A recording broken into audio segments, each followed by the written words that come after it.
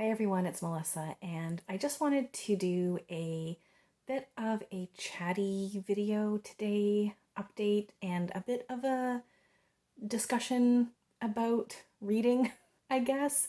This might be a little bit random, but I haven't posted any videos in a while, and I don't feel obligated to explain myself or give a reason why. But I do want to anyway, just for people who are wondering, and just because I don't know to what capacity I can come back and do videos.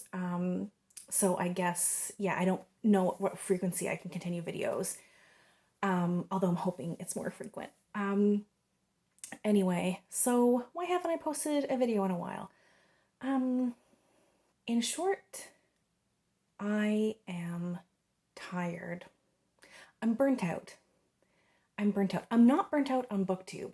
And this is the frustrating thing, because I am not burnt out on booktube, on making videos, on recording them, on editing them. I find that stuff very enjoyable. I like this as a hobby and I want to continue it. But I am burnt out in many other aspects of my life. A big one being I am burnt out on COVID and I am tired, and I'm sure almost all of you, if not all of you, can relate to that. I know a lot of places in the world are kind of like similar to what's happening here, where we're having another wave, and I think I'm going to just stop myself a bit there because this could turn into a very long rant. But just suffice it to say that where I live, we've been doing okay, better than most places for the majority of the pandemic, and we got cocky and lifted restrictions, and now we are doing worse than ever, and it's very frustrating as someone with a child who is too young for the vaccine. I'm sure if there are other parents of young children out there, you can probably relate to this. It's hard for me to explain the baseline anxiety that's just always there that I've been operating on, because myself and my husband are vaccinated, and that doesn't mean we still can't get COVID, but I do feel, good, that optimistic that we wouldn't get gravely ill. But the person I care about the most in this entire world can't get vaccinated. There's just this underlying anxiety, this worry, this like pit in your stomach feeling that I just have all the time. And I've just come to realize it's not going to go away until they approve a vaccine for kids. It's just not. Until my daughter's vaccinated, I'm going to be dealing with anxiety. So that's where my headspace is at. It's not a good feeling, and it's taking up a lot of my like mental bandwidth, if you will, which means I have really been struggling to concentrate on anything that is not like scrolling through TikTok or something, in all honesty. I definitely have not had the best concentration and mental capacity for reading. I've even been lacking enough concentration to like watch TV, in all honesty. So that little woe is me rant aside, we are all okay, by the way. I'm not like depressed, I'm not having panic attacks, but I do feel worry and anxiety kind of like constantly.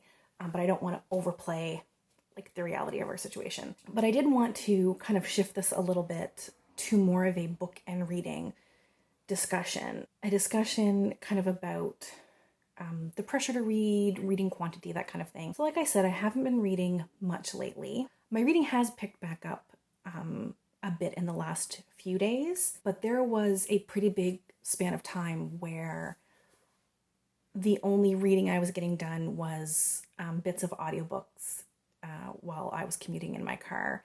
And reading physical books, I would do maybe like 3 or 4 minutes of reading before I went to bed. And there were many, many days where I didn't read a physical book at all. And I'm working on kind of like releasing that guilt, that thought that I should be reading something. But thinking about this made me realize, what am I comparing myself to when I say that I'm not reading very much? What is a normal amount of reading? And this is what I really wanted to talk to you about. I did a little bit of Googling because I was curious, what is a normal amount of reading? And there has been research on this. And I'm going to link an article below so you can look at it as well. And I could only really find a study that looked at American readers. I think it's probably similar for Canada, where I'm at, and maybe other parts of the world too. But the takeaway was, for me, that the typical American reads 4 books per year. And as you all well know, the typical booktuber reads way, way, way more than that. So remove a bit of that pressure. If you're feeling like me, if you're feeling a bit burnt out and just like run down, remove some of that pressure. You don't need that in your life. If you are reading 1 book per month, you are reading more than the typical American. And I know that this is a discussion that makes the rounds on booktube every few months. This is not a new idea. The discussion around removing pressure from yourself and reading for the joy of it and not for some arbitrary goal or in order to pump out content. But I think the reason this discussion gets brought up every so often on booktube is because it keeps being relevant. It's a problem that doesn't really go away. And I think it bears reminding. So I am happy to be that reminder for some people this go around. So if there is someone out there right now watching this who is struggling to read, I am right there with you. Thankfully, I am not someone who puts a ton of pressure on myself to read a ton for the sake of this channel. But it's not like I feel zero pressure because I enjoy this hobby. I enjoy doing booktube. It's something that I want to do, but if I'm not reading, I have nothing to talk about. So all of this was just to give you some context as to why I haven't been posting recently, and also to act as a reminder to anyone out there to not compare yourselves to booktubers and how much they are reading, because that is in no way typical. So I would love to have more of a discussion about this in the comments below. If you've been struggling to read, if you're burnt out as I am, how are you all feeling? Please talk to me in the comments below. I'm feeling pretty good today, so I think I'm going to take this opportunity to film another couple of videos that I can schedule out, so get used to this outfit. But that's all for today. I hope everyone's doing okay, and thanks for watching, and we'll chat soon. Take care. Bye.